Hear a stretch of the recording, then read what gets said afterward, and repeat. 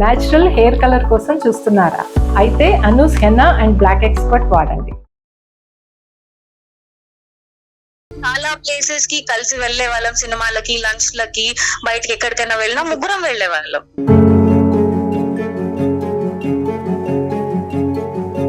ఇందువల్లే నేను విడిపోయాను అని మీకు కరెక్ట్ గా పిన్ పాయింట్ గా చెప్పలేను. మ్యారిటల్ లైఫ్ లో వర్కౌట్ కాదు అని నాకు పర్సనల్ గా చాలా స్ట్రాంగ్ గా అనిపించింది. 2 years పాటు ఒక ప్రేమ అనుకోవాలా, లేదంటే ఒక టెస్టింగ్ అనుకోవాలా, ఒక డేటింగ్ అనుకోవాలా? వదులుకొని బతకలేనంత ఎమోషనల్ కనెక్ట్ ఉండాలి సార్. ఆ 2 years లో లేదా? అబ్బాయి సైడ్ నుంచి నాకు ఎప్పుడూ అది కలగలేదు.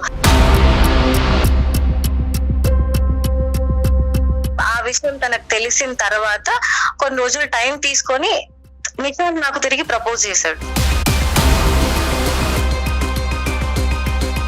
సో దాని అర్థం ఏంటంటే కనుక ఇక్కడ ఒక బ్రేకప్ తర్వాత ఒక మేకప్ అయింది.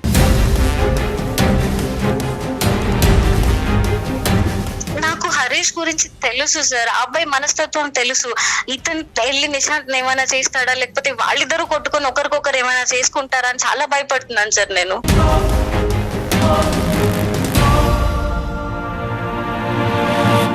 నిశాంత్ ఇప్పుడు వచ్చాడు, మన బ్రేకప్ అయిన తర్వాతే నిశాంత్ సెకండరీగా వచ్చాడు, ప్రైమరీగా ముందు నుంచి లేడు అనే మాట హరీష్ ఏ కోసానైనా నమ్ముతాడా? తప్పెలా అవుతుంది సార్ అది? అమ్మ అది తప్ప? నాకు నచ్చిన మనిషి పెళ్లి చేసుకోవడం అన్న హక్కు నాకు ఉండదా సార్?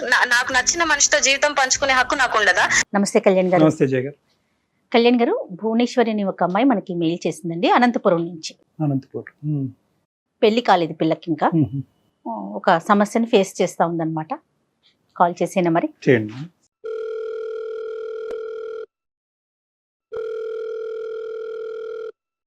హలో హలో, భువనేశ్వరి గారండి? అవునండి, మీరెవరు? నేను జయానండి, అందమైన జీవితం ప్రోగ్రామ్ నుంచి కాల్ చేస్తున్నాను. మేడం చెప్పండి మేడం. భువనేశ్వరి బాగున్నారమ్మా?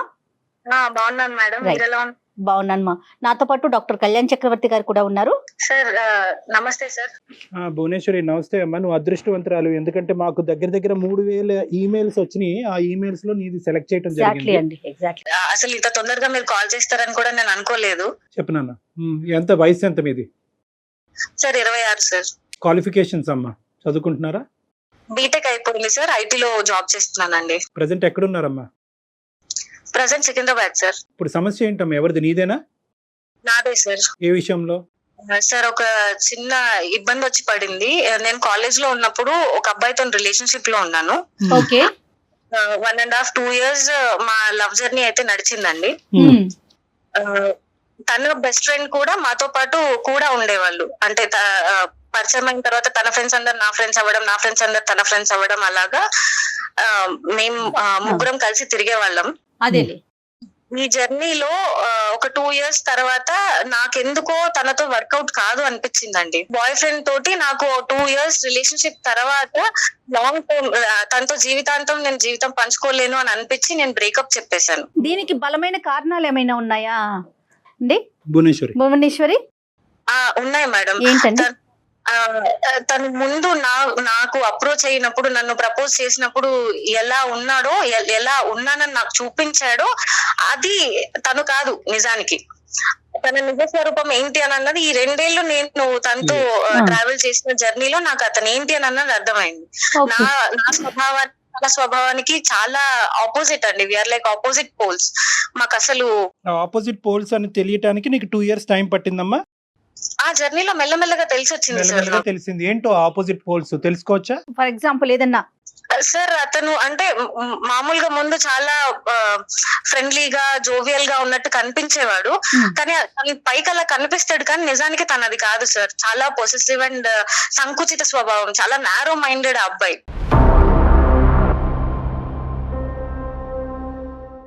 కామన్ ఏమో కదమ్మా, అది కామన్ కాదా? నాది అనుకోవడం, నా మనిషి అనుకోవడం వరకు బానే ఉంటది, కానీ నాతో తప్ప ఇంకెవ్వరితోనూ మాట్లాడకూడదు, తనకంటూ నేను తప్ప ఇంకో ప్రపంచం ఉండకూడదు అనేది భరించలేం కదా సార్. అదే ఫ్రీడమ్ రిస్ట్రిక్ట్ అవుతే సమస్య వస్తుంది. కరెక్టేనమ్మా, నువ్వు చెప్పింది బాగా చెప్పావు. తర్వాత అది కాకుండా ఇంకా ఏ సమస్యలు కనిపించినాయి ఈ అబ్బాయిలో నీకు?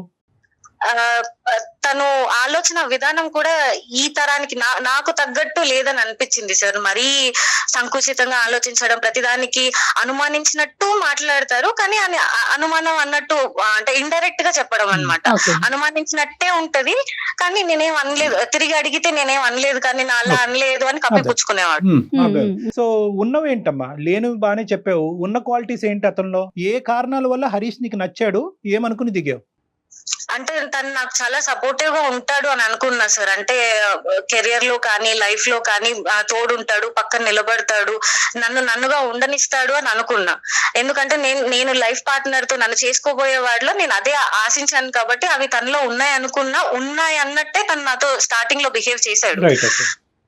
తర్వాత ఆ జర్నీలో మెల్లమెల్లగా తెలిసి వచ్చింది ఏంటి అని అంటే, తను చూపించింది తను ఉన్నది వేరే వేరే. వాట్ ఈస్ అప్, నీకు బయటకు కనిపించేది లోపల ఉన్నది డిఫరెంట్. ఓకే. సో చాలా సార్లు పెద్దగా గొడవలు అయ్యేవి. అంటే చాలా కారణాలు సార్. ఒకటి ఇందువల్లే నేను విడిపోయాను అని మీకు కరెక్ట్ గా పిన్ పాయింట్ గా చెప్పలేను. ఒకదాని తర్వాత ఒకటి సీక్వెన్షియల్ గా నాకు ఆ లాంగ్ జర్నీలో అర్థమైంది ఏంటి అని అంటే, మా ఇద్దరికి ఫ్యూచర్ లో మ్యారిటల్ లైఫ్ లో వర్కౌట్ కాదు అని నాకు పర్సనల్ గా చాలా స్ట్రాంగ్ గా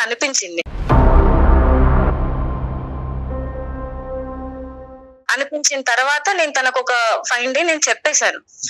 సో నాకు పర్సనల్ గా ఇలా అనిపిస్తుంది, నేను నీతో కంఫర్టబుల్ గా లేను, మనం ముందు కొనసాగలేము ఒక రిలేషన్షిప్ లో అని చెప్పి బ్రేకప్ చెప్పేశాను.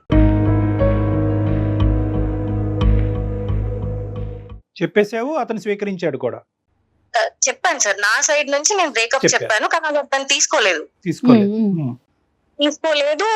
మళ్ళీ రిపీటెడ్ గా కాల్స్ చేయడం, కాంటాక్ట్ చేయడానికి ట్రై చేయడం, ఏదోలాగా అప్రోచ్ అవ్వడానికి ట్రై చేస్తున్నాడు. నేను అవాయిడ్ చేస్తూనే ఉన్నా. ఓకే. ఈ ప్రాసెస్ లో తన బెస్ట్ ఫ్రెండ్, ముందు చెప్పాం కదా సార్ మేము ముగ్గురం ఉండేవాళ్ళం బెస్ట్ ఫ్రెండ్స్ అని, తన నిశాంత్ అని ఇంకొక అబ్బాయి తన క్లోజ్ ఫ్రెండ్ అన్నమాట. తన క్లోజ్ ఫ్రెండా, మీ క్లాస్మేట్ కూడానా? మా క్లాస్మేట్. అండ్ వాళ్ళిద్దరు నాకంటే ముందు నుంచి, నేను వాళ్ళకు పరిచయం అవ్వక ముందు నుంచి వాళ్ళిద్దరు క్లోజ్ ఫ్రెండ్స్. రైట్. ఓకే అమ్మా.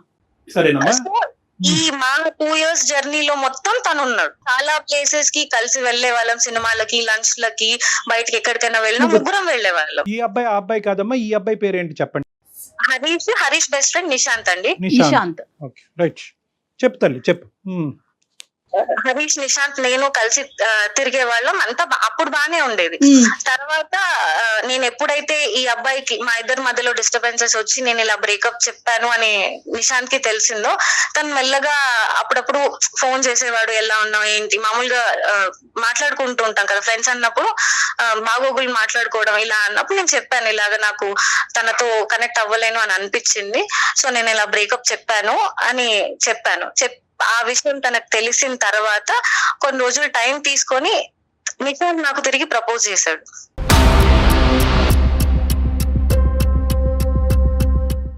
ట్రయాంగిల్. ఓకే. ప్రపోజ్ అబ్బాయి చేశాడు కదమ్మా? నిశాంత్ నన్ను అప్రోచ్ అయ్యాడండి. ఇక్కడ 2 points నేను అడుగుతాను. ఒకటి, హరీష్ తో ఓకే బ్రేకప్ అయిన తర్వాత మీరు ఫ్రెండ్స్ లా కంటిన్యూ అవుదాం అనుకున్నారా? మీ ఇద్దరి మధ్య కమ్యూనికేషన్ కంటిన్యూ అయిందా? ఒకప్పుడు అలా కంటిన్యూ అవ్వనటువంటి పక్షంలో నిశాంత్ తో నువ్వు మాట్లాడుతున్నావు, నిశాంత్ నిన్ను ఇలా ఓదారుస్తున్నాడు, నిన్ను కన్సోల్ చేస్తున్నాడు, నీ బాగోగులు తెలుసుకుంటున్నాడు అనే అంశం హరీష్కి తెలుసా? లేదంటే ఇవన్నీ హరీష్కి తెలియకుండా మీరిద్దరు మాట్లాడుకుంటున్నారా? నాకు హరీష్ కి అసలు ఎలాంటి కాంటాక్ట్స్ లేవండి. బ్రేకప్ చెప్పిన తర్వాత అప్రోచ్ అవ్వడానికి ట్రై చేశాడు. నిశాంత్ హరీష్ తో కాంటాక్ట్ లోనే ఉన్నాడు. ఉండొచ్చు సార్, ఎందుకంటే నాకు నిశాంత్ కి మధ్యలో హరీష్ టాపిక్ ఎప్పుడు రాలేదు, నేను అడగలేదు, ఆ అబ్బాయి కూడా తీయలేదు. మోస్ట్ ఇంపార్టెంట్ థింగ్ ఏంటంటేనమ్మా, నిశాంత్ అనేటటువంటి ఈ రెండోసారి వచ్చినటువంటి నీ రెండో బాయ్ ఫ్రెండ్ ఈ అబ్బాయికి ఇప్పుడే నీకు చెప్పాలని అనిపించిందా, ఎప్పుడో చెప్పాలని అనిపించిందా, లేదంటే బ్రేకప్ అయిన తర్వాత లైన్ క్లియర్ అయింది కాబట్టి ఇప్పుడు చెప్తున్నాడా, లోపల ఆ ప్రేమ అన్నది ముందు నుంచి ఉందా? తను నాకు చెప్పడం ఏంటంటే, సార్ నేను ముందు నుంచి ఈ జర్నీలో నేను అబ్జర్వ్ చేస్తూ వచ్చాను, సో మన ఇద్దరికి వర్కౌట్ అవుతుందని నాకు అనిపించింది, కానీ నేను అప్పుడు చెప్పలేకపోయాను, ఇప్పుడు చెప్తున్నాను అని అయితే నాకు చెప్పాడు సార్. మా ఇద్దరు బ్రేకప్ అయిన తర్వాత మనసులో ఉండింది. సో ముందు నుంచి ఉంది. నీ రెస్పాన్స్ ఏంటి తల్లి? నేను కొంచెం ఆలోచించడానికి టైం తీసుకున్నా సార్. ఆ టైం గ్యాప్ లో నేను ఒకసారి అనలైజ్ చేసుకుంటే నాకు ఏవైతే ఒక లైఫ్ పార్ట్నర్ లో కావాలని అనిపించాయో అవన్నీ నిశాంత్ లో ఉన్నాయని నాకు అనిపించింది.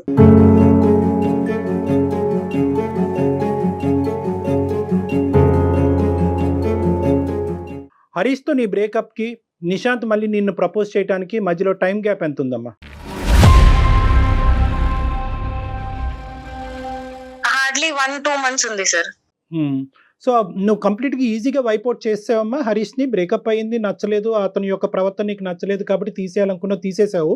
ఆ 2 years పాటు ఉండేటటువంటి జ్ఞాపకాలు ఏవి కూడా నీ లోపల ఒక బాధని, ఒక డిప్రెషన్ని కలిగించలేదా? లేదు సార్.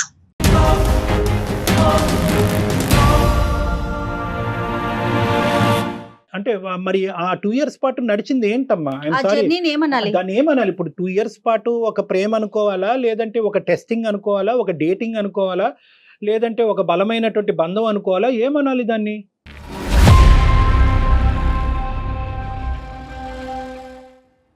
సార్ మీరు అన్నట్టు డిప్రెషన్ లోకి వెళ్ళాలి అని అంటే వదులుకొని బతకలేనంత ఎమోషనల్ కనెక్ట్ ఉండాలి సార్. ఆ 2 years లో లేదా? అబ్బాయి సైడ్ నుంచి నాకు ఎప్పుడు అది కలగలేదు.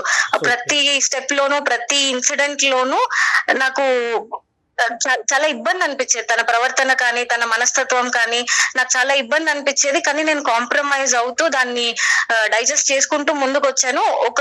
ఒక పాయింట్ కి వచ్చిన తర్వాత నేను దాన్ని తీసుకోలేకపోయాను. సో బ్రేకప్ అనేది నీకు రిలీఫ్ అనుకోవచ్చు సార్. నేను భరించలేను. నేను తనతో కలిసి ముందుకు నేను అడుగు వేయలేను అని అనిపించినప్పుడు నేను తనకు వద్దు, మనకు సెట్ అవ్వదు అని చెప్పేశాను. రైట్, అర్థమైందన్న. ఒకటైతే క్లియర్ కదమ్మా, నిశాంత్కి మీ ఇద్దరు పరిచయం అయినప్పటి నుంచి, అంటే ఒక బెస్ట్ ఫ్రెండ్ గా పరిచయం అయినప్పటి నుంచి నిశాంత్కి నీ మీద ఫీలింగ్స్ ఉన్నాయి. ఎటొచ్చి హరీష్ మధ్యలో ఉన్నాడు కాబట్టి అతని మనసులో ఉన్న భావాన్ని నీకు చెప్పలేదు. నీకైతే మాత్రం నిశాంత్ మీద ఎప్పుడూ ఫీలింగ్స్ లేవు. ఇప్పుడైతే మాత్రం నిశాంత్ నుంచి ఈ ప్రపోజల్ వచ్చాక నువ్వు కూడా అది కన్సిడర్ చేయడానికి ఇష్టపడుతున్నావు. అంతే sir. So Harish is completely out of the picture. లేదు సార్. ఇంకొక భయంకరమైనటువంటి అంశము, భయపెట్టే అంశం ఏంటంటే హరీష్ నిశాంత్ టచ్ లో ఉన్నారా లేదా అనేది నీకు ఇంకా తెలియదు కదా. ఫస్ట్ అది కనుక్కోవాలి కదమ్మా. టచ్ లో ఉన్నారు అంటే ఒకరికొకరు ప్రత్యక్షంగా ఎదురుపడైతే మాట్లాడుకోవట్లేదు. మేబీ ఫోనుల్లో అట్లా టచ్ దట్స్ ఇంపాసిబుల్ నాన్న. ఇప్పుడు వాళ్ళిద్దరు టచ్ లోనే ఉండుంటారు. బహుశా నిశాంత్ అంటే నీ సెకండ్ బాయ్ ఫ్రెండ్ హరీష్ తో బహుశా మీ ఇద్దరి మధ్యన జరిగేటటువంటి సంభాషణలు, అతని ఫీలింగ్స్ గురించి హరీష్ తో డిస్కస్ చేయకపోయి ఉండొచ్చు. అంత పర్సనల్ డిస్కషన్, అంత ర్యాపో అయితే లేదు సార్. తగ్గింది. ముందు ముగ్గురం కలిసి ఉన్నప్పుడు ఉన్న బాండింగ్ అయితే ఇప్పుడు లేదు. మెల్లమెల్లగా ఎప్పుడైతే మా ఇద్దరు బ్రేకప్ అవ్వడం, నిశాంత్ నన్ను అప్రోచ్ అవ్వడం, ఈ ప్రాసెస్ లో వాళ్ళిద్దరి మధ్య కూడా ముందున్నంత స్నేహం అయితే ఇప్పుడు లేదు. రైట్ నాన్న. 6 weeks ఎందుకు పట్టింది నీకు? ఎప్పుడు చెప్దాం అనుకుంటున్నావు? అతనికి రెస్పాన్స్ ఏంటి? వెయిటింగ్ దేని గురించి?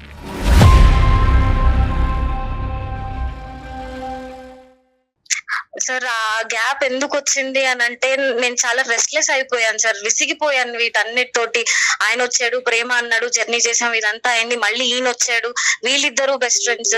ఈ సిచ్యువేషన్ నాకు కరెక్ట్ గా అదే టైంలోనే నిహారిక ఇన్సిడెంట్ ఒకటి జరిగింది. వాళ్ళది కూడా సేమ్ అలాగే ట్రయాంగిల్ లవ్ స్టోరీ.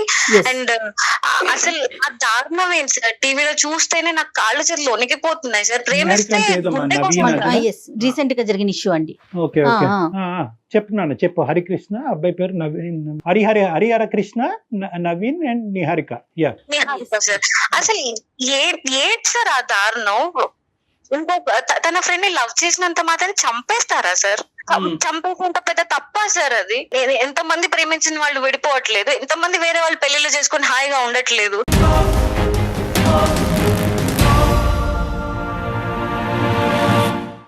తనని కాదని వేరే వాళ్ళని ప్రేమించినందుకు చంపేస్తారా? అది గుండె అనుకుంటున్నారా, కేక్ ముక్క అనుకుంటున్నారా సార్? అలా పక్కకు తీసుకెళ్లి చంపేయడం, దారుణాలు అది చూసినప్పటి నుంచి నాకు రాత్రులు నిద్ర పట్టలేదు సార్. అసలు నా పరిస్థితి కూడా ఇంచుమించు దాదాపు దానికి దగ్గరగానే ఉంది. ఇది ఇలాంటి భయంకరమైన పరిణామాలు వస్తాయేమో. అసలు అందులో నా తప్పు ఎంత ఉంది? నేనేమన్నా తప్పు చేస్తున్నానా? నేను ఇప్పుడు ఈ అబ్బాయికి ఓకే చెప్తే అలాంటి పరిణామాలు ఏమన్నా నేను చూడాల్సి వస్తుందా? అసలు నాకేం అర్థం కావట్లేదు సార్. నీ ఇష్యూకి వస్తే అమ్మా, కమింగ్ టు యువర్ పాయింట్, నీకు నిద్ర పట్టట్లేదు, చేతులు కాళ్ళు వణికిపోతున్నాయి, భయం వేస్తుంది అని అంటున్నావు. ఇప్పుడు నీకు ఒక స్ట్రైట్ ఫార్వర్డ్ క్వశ్చన్ నిన్ను అడుగుతా. ఎందుకు భయపడుతున్నావు నువ్వు? ఏ కారణం చేత భయపడుతున్నావు? నాకు హరీష్ గురించి తెలుసు సార్, ఆ అబ్బాయి మనస్తత్వం తెలుసు. ఇతను వెళ్ళి నిశాంత్ ఏమైనా చేస్తాడా, లేకపోతే వాళ్ళిద్దరూ కొట్టుకొని ఒకరికొకరు ఏమైనా చేసుకుంటారా అని చాలా భయపడుతున్నాను సార్ నేను. అతను ఎంత మొండివాడంటే, ఎంత పొసెసివ్ నేచర్ అని అంటే, ఎప్పుడు తనదే నెగ్గాలి, తన పాయింట్ ఆఫ్ వ్యూ కరెక్ట్, తనకే దక్కాలి అన్న ఒక ఇది ఉంటది సార్ ఆ అబ్బాయికి. సో ఆ కోపంలో నన్ను ఈ గ్యాప్ లో నేను చెప్పాను కదా సార్ మీకు, నేను బ్రేకప్ చెప్పిన తర్వాత రిపీటెడ్ గా కాల్స్ చేస్తున్నాడు, కనెక్ట్ అవ్వడానికి ట్రై చేస్తున్నాడు అని. అందులో ఎక్కడ నాకు ప్రేమ కనిపించలేదు సార్. మొండి, నాకు దక్కాలి, నన్ను ఎందుకు వదిలేసి వెళ్ళిపోతున్నావు అన్న మొండి పట్టుదలే కనిపించింది, కానీ ప్రేమతో సాధించుకుందాం అన్న మనస్తత్వం కాదు సార్. అది ఉంటే అసలు నేను బ్రేకప్ చేసుకోకపోయేదాన్ని. ఒక 2 years పాటు జరిగినటువంటి జర్నీ ఒక మీనింగ్లెస్ జర్నీగా మారిపోయినప్పుడు వచ్చినటువంటి అబ్బాయి ఈరోజు నువ్వు ప్రపోజ్ చేస్తే నువ్వేం చేయాలి? వాడికి ఒక దండం పెట్టాలి. First of all most important, బాబు నీకు 10% కాదు 100% ఫీలింగ్స్ ఉండి హరీష్ కంటే 100 రెట్లు ఎక్కువైనా ప్రేమించింది, నో ప్రాబ్లము. కానీ ఈరోజు నేను మానసికంగా I'm not in a stable position. ఈరోజు ఇప్పటి వరకు నాకు జరిగినటువంటి ప్రయాణం అది ప్రేమ, ఇన్ఫాక్చువేషనా, డేటింగా ఏంటో నేను డిఫైన్ చేయలేకపోతున్నాను.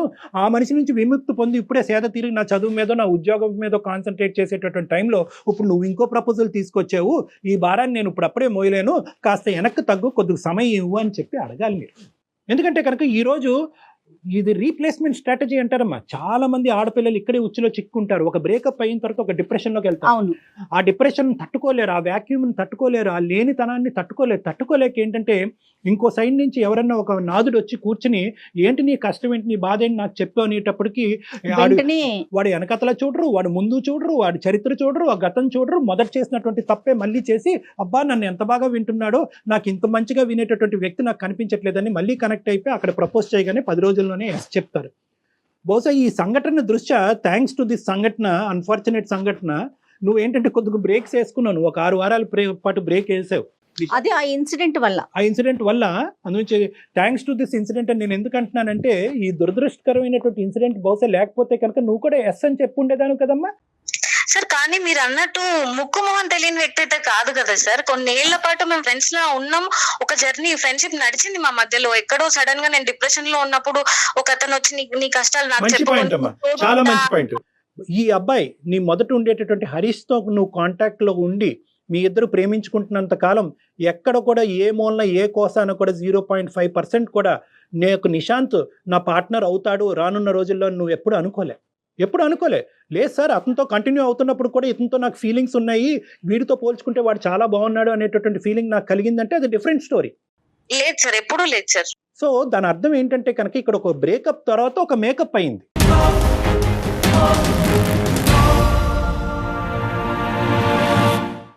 ఈ బ్రేకప్ తర్వాత మేకప్ అయింది అంటే ఏంటంటే ఈ బ్రేకప్లో ఉండేటటువంటి ఆ వాడి వేడి ఉండేటటువంటి పరిస్థితిలో ఈ అబ్బాయి వచ్చి ప్రపోజ్ చేయగానే నీ మనసులో ఒక క్వశ్చన్ మార్క్ పడింది. సో కాబట్టి నేనేమంటున్నానంటే ఎప్పుడు కూడా ఇటువంటి సిచ్యువేషన్స్ సర్కమ్స్టాన్సెస్లో తీసుకునేటటువంటి నిర్ణయాలు ఖచ్చితంగా తప్పుదోవ పట్టిస్తాయి. ఆ అబ్బాయి ఇంతకుముందు ఆ అమ్మాయి భయపడేటటువంటి టీవీలో జరిగినటువంటి సంఘటనలో పరంగా ఈ అమ్మాయి మీద హింస చూపెడితే భయం వేస్తుంది సార్ నాకు. అదే భయంతోనే మీకు మెయిల్ చేశాను నేను. అంటే ఇప్పుడు ఇక్కడ హరీష్ ఫ్రెండ్ కాకుండా ఉన్నట్లయితే ఇంత భయపడాల్సిన అవసరం ఉండేది కాదంటారా కళ్యాణి గారు? మీరు ప్రేమించినటువంటి ఒక అబ్బాయి కానీ అమ్మాయి కానీ ఆ అమ్మాయితో బ్రేకప్ చెప్పిన తర్వాత ఓకే బాయ్, నాకు నచ్చకపోయినా నీ దారి నువ్వు చూసుకుంటాను అంటున్నావు, నిన్ను ప్రేమించాను కాబట్టి నా ప్రేమని ఈ విధంగా నేను త్యాగం చేయాలి అని అనుకుంటున్నాను, నేను ప్రేమించినటువంటి వ్యక్తి నా వల్ల బాధపడకూడదు, నేను నచ్చకపోతే నేను విరమించుకుంటాను, నేను వెనక్కి వెళ్ళిపోతాను అనేటటువంటి అంశం నెంబర్ 1. అలా అనుకుని అలా విత్డ్రా అయ్యేటటువంటి అమ్మాయి కానీ అబ్బాయి కానీ మానసికంగా ఏమనుకుంటారంటే కొన్ని సంవత్సరాలు కొన్ని ఏళ్ల పాటు ఏమనుకుంటారంటే నా స్థానాన్ని ఎవరూ తీసుకోకూడదు అనే భావంతో చాలా బలంగా ఉంటారమ్మా. That's a feeling, that's a natural human feeling. నువ్వు నాకొద్దు, నేను నీకొద్దు, నేను వెళ్ళిపోతాను, కానీ నా స్థానం ఎవరు తీసుకోకూడదు అనేది సబ్కాన్షియస్గా లోపల ఉంటుంది, బయటకు అనరు వాళ్ళు. కానీ ఇక్కడ ఏమైంది అంటే కనుక అతను కళ్ళెదురుగుంటేనే అతను పక్కన తిరిగేటటువంటి వ్యక్తిని తీసుకొచ్చి నువ్వు నీ పక్కన కూర్చోపెట్టుకుంటే అతను వెన్నుపోటు అని అనుకోడు అంటానికి గ్యారంటీ ఉందా మనకి? మీ ఇద్దరి మధ్యన ముందే కనెక్షన్ ఉంది కాబట్టి నాకు ఇప్పుడు బ్రేకప్ చెప్పేవు అనేటటువంటి ఆలోచన అతనికి రాకుండా ఉండదా? అప్పుడు ఇతనిలో కూడా సాడిస్టిక్ ఫీలింగ్, ప్రతీకారపరమైనటువంటి ఫీలింగ్స్ రాకుండా ఉంటాయా? నేనైతే కనుక ఈ సెకండ్ పాయింట్ అయితే ఖచ్చితంగా ఈ అబ్బాయి హరీష్ అనుకుంటాడు అంటున్నాను. ఎందుకంటే నువ్వు చెప్పినటువంటి క్యారెక్టర్స్ బట్టి అసలు నమ్మసక్యంగా కూడా అనిపించట్లేదు కదా భువనేశ్వరి. నమ్మడు, మేము ఖచ్చితంగా నమ్ముతాం. కానీ అక్కడికి వెళ్ళి హరీష్కి ఈ రోజు కాకపోయినా రేపు తెలుస్తుంది హరీష్లో ఎటువంటి పగ ఆవేశాలు రావచ్చమ్మా. ఈరోజు అంత రిస్క్ తీసుకుని నిశాంత్కి కూడా నువ్వు ఐ లవ్ యూ అని చెప్పి ఎందుకు ముందుకెళ్ళి మళ్ళీ ఇంకో తప్పు చేయాలి? తప్పెలా అవుతుంది సార్ అది? అమ్మా అది తప్ప నాకు నచ్చిన మనిషిని పెళ్లి చేసుకోవడం అన్న హక్కు నాకు ఉండదా సార్? నాకు నచ్చిన మనిషితో జీవితం పంచుకునే హక్కు నాకు ఉండదా? ఈ రోజు నిశాంత్, సరే మీరు అన్నారు నిశాంత్ హరీష్ బెస్ట్ ఫ్రెండ్స్ కాబట్టి నిశాంత్ కి ఓకే చెప్తే హరీష్ ఇలా అనుకోవడానికి మీరు అంటున్నారు. నిశాంత్ కాకపోతే రేపు పొద్దున మా అమ్మ నాన్నలు చూసిన వాళ్ళైనా అది నేను ఓకే. చేసుకుంటానా? అది అప్పుడు ఓకే. అతని ఫ్రెండ్ కాకుండా ఎవరైనా ఎక్స్ అయినా వై అయినా జెడ్ అయినా నో ఇష్యూ. ఇక్కడ సమస్యల్లా అతని ఫ్రెండ్ అయి ఉండటమే. హరీష్ ఫ్రెండే సమస్య, అంతే కదా కళ్యాణ్ గారు? అంతే ఎగ్జాక్ట్లీ మేడం. అదే ఎట్ ద పాయింట్. నువ్వు ఈ రోజు మాకు ఎందుకు చేసావు? నీకు భయం వేసింది కాబట్టి చేసావు. ఎస్. నువ్వు నిద్ర పోవట్లేదు కాబట్టి చేసావు. ఎక్కడో నీ అంతరాత్మ నువ్వు తప్పు చేస్తున్నావు, రేపొద్దున ఇంకో అనర్థం నీ జీవితంలో జరిగి రేపొద్దున ఇది పేపర్లోనో టీవీలోనో ఒక న్యూస్ కింద రాబోతుంది అనేటటువంటి ఆలోచన నిన్ను చంపేస్తుంది కాబట్టి నువ్వు నాకు చేసావు. ఎందుకు అంటే కనుక నీ మనసులో ఉండే కాన్సెప్ట్, నేను మాట్లాడే కాన్సెప్ట్ ఒకటే కాబట్టి. సో కాబట్టి నేనేమంటున్నానంటే ఇక్కడ ఏమీ అంత దూరమైనటువంటి ప్రయాణం ఏమీ జరగలే. Yes. కాబట్టి ఈ బేస్ మీద నిశాంత్కి ఇప్పుడే సర్ది చెప్పమ్మా. దీన్ని ఎక్కువ నాన్స్తే ఏమవుతుందంటే ఇంతకాలం బట్టి ఈ అమ్మాయి ఆలోచిస్తుందంటే ఏ మూలలో నేను ఉంటాను కాబట్టి second attempt, third attempt, fourth attempt Nishant try చేస్తూనే పోతాను నీతో. నా సమస్య ఏంటంటే ఒకవేళ నిశాంత్ నాకు ఆప్షన్ అయ్యుంటే గనక నేను సార్ చెప్పిందే ఒప్పుకునేదాన్ని. కానీ నాకు ఇప్పుడు సార్ చెప్తున్నప్పుడు కూడా నువ్వు నిశాంత్ కి నెమ్మదిగా సర్ది చెప్పు, ఇది ఇంతటితో ఆపే అంటుంటేనే, ఆ మాటలు వింటుంటేనే నేను తట్టుకోలేకపోతున్నాను మేడం. నాకు అతను ఎక్కడ నా లైఫ్ లో ఉండడన్న ఆలోచన కూడా, అసలు ఇంకో మనిషి మాట్లాడుతుంటే కూడా నేను దాన్ని విని తీసుకోలేకపోతున్నాను. ఓకే ఓకే భువనేశ్వరి, అంటే 1 month జర్నీలోనే అతను మిస్ అయిపోతాడేమో అని అంత తీవ్రంగా ఆలోచించేస్తున్నారా భువనేశ్వరి మీరు? 1 month జర్నీ కాదు మేడం, ఆయన నాకు నిన్న మొన్న పరిచయం అయినటువంటి వ్యక్తి కాదు. పరిచయం వేరు కదమ్మా. నువ్వు సో మొత్తం అంతా లెక్కేస్తున్నావమ్మా. ఆ పీరియడ్ ఈ పీరియడ్ అంతా కూడా అన్ని పీరియడ్స్ కలిపేసుకుంటున్నావు. కలపాలి కదండి. కలిపి మొదటి నుంచి అసలు ఈయన ఏంటి అని బేరీస్ వేసుకున్న తర్వాత ఫ్రెండ్షిప్ వేరు, ప్రేమ వేరు కాదా కళ్యాణ్ గారు? అమ్మాయికి అంతా కాదమ్మా. ఇక్కడ కొద్దిగా నీ కౌన్సిలింగ్ చాలా ఇంపార్టెంట్ భువనేశ్వరి. ఎందుకంటే కనుకమ్మా అసలు ఫ్రెండ్షిప్ ఏంటి, అసలు రిలేషన్షిప్ ఏంటి, ఎటువంటి రిలేషన్షిప్స్ మ్యారేజ్ వరకు వెళ్తాయి, ఇలాంటి అంశాల మీద నీకు చాలా అవగాహన కావాలమ్మా. చాలా ఇమ్మెచ్యూర్ గా నీ ఆలోచనలు చాలా ఫాస్ట్ గా తొందరపాటుగా ఉన్నాయి. తొందరపాటు ఎక్కడుంది డాక్టర్ గారు? తొందరపాటు ఎక్కడుంది? నేను అమ్మ, నీకు మనసుకు తగిలిన గాయం అసలు మానిందా? ఇక్కడ మొత్తం ఎక్కడన్నా 1 గంట పాటు మాట్లాడుకున్నాం. ఎక్కడన్నా పాపం మీ అమ్మ నాన్నని తీసుకొచ్చాము పిక్చర్, బాగా చెప్పారు. అసలు వాళ్ళనే తీసుకురాలేదు. ఏంటమ్మా ఈ జీవితాలు ఏంటి? ఓకే, ప్రేమించడం తప్పు కాదు, పెళ్లి చేసుకోవటం తప్పు కాదు, ప్రేమించి పెళ్లి చేసుకోవటం తప్పు కాదు, ఒక బాయ్ ఫ్రెండ్ నుంచి ఇంకో బాయ్ ఫ్రెండ్ మార్చడం కూడా తప్పు కాదే అనుకుందాం. పాపం ఆ పాపం పుణ్యం ఎరిగినటువంటి ఆ తల్లిదండ్రులు ఎవరమ్మా? పాపం రేపొద్దు నీకు ఏదైనా అనర్థం జరిగితే కనుక ఎవరు బాధ్యులు? రెస్పాన్సిబిలిటీ ఎవరు తీసుకుంటారు? లబోదిబో అని ఏడ్చేది ఎవరమ్మా? సో కాబట్టి ఓకే, అదంతా మీకు నచ్చకపోవచ్చు మీ తరానికి, కానీ బట్ నేను ఒక పాయింట్ అయితే నేను చెప్తున్నానమ్మా. ఇక్కడ నేను ఇప్పటి వరకు ఆ స్థాయిలో ప్రేమించి నన్ను ఆ స్థాయిలో ప్రేమించినటువంటి ఒక అద్భుతమైన వ్యక్తి దొరికాడా నీకు? ఈ రిస్క్ తీసుకుని హరీష్ అనేటటువంటి రిస్క్ బ్యాక్గ్రౌండ్ లో పెట్టుకుని నువ్వు అంత రిస్క్ తీసుకోవటం అవసరమా? జర్నీ చేశాను కాబట్టే నాకు నిశాంత్ కరెక్ట్ అని నాకు అనిపిస్తుంది. అది జర్నీ ఎలా అవుతుంది? ఇప్పుడు ఇది రీప్లేస్మెంట్ స్ట్రాటజీ అమ్మా. ఈ రోజు హరీష్ వెళ్ళిపోగానే నిశాంత్ అందులో ఫిల్ అవ్వాలా? రేపొద్దున నిశాంత్ ఏదో ఇష్యూ అవుతుంది, అప్పుడేంటి? మ్యాండేటరీయా? ఎవరో ప్రేమించేటటువంటి వ్యక్తి కంపల్సరీగా మనకు ఒక వయసు వచ్చిన తర్వాత కంటిన్యూస్ గా ప్రతిరోజు ప్రతి గంట మన పక్కన ఒకరు ఉండాలా? ఇంత రిస్క్ తీసుకుని ఉండాలా? మనకు బెస్ట్ అనిపించిన దాన్ని తీసుకోవడంలో తప్పు లేదు కదా సార్. రేపొద్దున నిశాంత్ కూడా హరీష్ లాంటి మెంటాలిటీ అనేది నీకు తొందరలో తెలిస్తే కనుక మళ్ళీ మాకు ఫోన్ చేస్తావా? నువ్వు హరీష్ తో చేసినటువంటి తప్పే ఈ రోజు నిశాంత్ తో చేస్తున్నావు. నిన్ను వద్దు, నువ్వు టైం తీసుకోమంటున్నాను. నిశాంత్ టైం నేను సేద తీరటానికి ఇందాక నుంచి పదే అంటున్నాను. నన్ను నేను సెటిల్ అవటానికి, నా మెంటల్ ఇన్స్టెబిలిటీ సెటిల్ చేసుకోవటానికి, నా కెరియర్ మీద ఫోకస్ చేసుకుని నీ దారి నువ్వు చూసుకో, నా దారి నేను చూసుకుంటాను. నా మనసులో మళ్ళీ నీ మీద ఒక భావం వచ్చినప్పుడు, ఇక్కడ ఉండేటటువంటి ఈ వాడి వేడి చల్లారినప్పుడు అప్పుడు నేను నీ దగ్గరకు వస్తాను. ఆల్రెడీ ఒక దెబ్బ తగిలి ఒక గాయంతో ఉన్నాం. అది గాయమే కాదనుకుంటే మరి ఆ జర్నీని ఏమనాలి? దానికి పేరేం పెట్టాలి? దానికి ఏం పేరు పెట్టాలి భువనేశ్వరి? భువనేశ్వరి నేను అది గాయమే కాదు అని అనట్లేదు మేడం. దానికి మందు నిశాంత్ అని నేను చెప్తున్నాను. మీకు ఎందుకు అర్థం కావట్లేదు? నిశాంత్ మందు అని నువ్వు అనుకుంటున్నావు. నిశాంత్ మందో లేదా పుండి మీద కారమో అనేటటువంటిది నీకు ఇంకా అప్పుడు తెలుస్తుంది. నీకు తెలియదు. నువ్వు ఆ ఆలోచన కానీ మెచ్యూర్ గా ఆలోచించేటటువంటి పరిస్థితిలో ప్రెసెంట్ నీకు క్లారిటీ ఆఫ్ మైండ్ లేదు.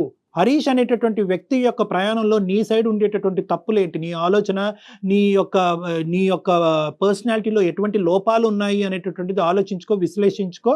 రానున్న రోజుల్లో అటువంటి తప్పు నీ ద్వారా జరగకూడదు అంటే కనుక ఏ విధంగా నిన్ను మార్చుకుంటావు అన్నది ఆలోచించుకుని కొంత టైం తీసుకో. వచ్చిన ప్రాబ్లం ఏది నాకు ఇప్పటిదాకా నిశాంత్ లో రాలేదు సార్. నా సైడ్ నుంచి తనకు ప్రాబ్లం లేదు, తన సైడ్ నుంచి నాకు ప్రాబ్లం లేదు. ఇప్పుడు ఇద్దరికి ఓకే అయినప్పుడు మేము హరీష్ ని దృష్టిలో పెట్టుకొని మేమెందుకు కలిసి జర్నీ చేయడం ఆపుకోవాలి? But it is coming with risk అమ్మా.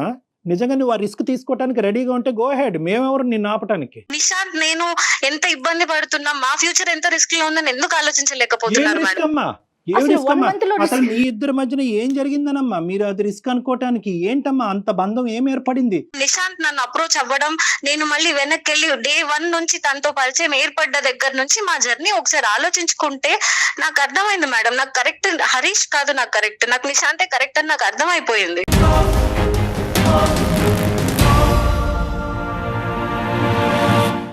మా ప్రైమరీ థింగ్ అయితే మాత్రము నువ్వు టైం తీసుకో. నిశాంత్కి ఇప్పటికిప్పటికే రీప్రపోజల్ చేసి నువ్వంటే నాకు ఇష్టం అని చెప్పొద్దు. మోస్ట్ ఇంపార్టెంట్ ఏంటంటే ఈ మొత్తం అంశంలో హరీష్ని మాత్రం కప్పేయద్దు. హరీష్కి ఇండైరెక్ట్గా తెలిస్తే కనుక పరిస్థితి ఇంకో విధంగా ఉండొచ్చు. కాబట్టి ఇండైరెక్ట్గా తెలిసే ముందు డైరెక్ట్గానే చెప్పడం బెటరు. అన్నిటికంటే ఫైనలీ మోస్ట్ ఇంపార్టెంట్, నీకంటూ ఒక కుటుంబం ఉంది, తల్లిదండ్రులు ఉన్నారు. ఇప్పటికైనా మొదట చేసిన తప్పు మళ్ళీ రిపీట్ అవ్వకూడదు అంటే ఇప్పుడు నీ పేరెంట్స్ని ఇన్వాల్వ్ చేయడం అనేది అందరికీ శ్రేయస్కరం.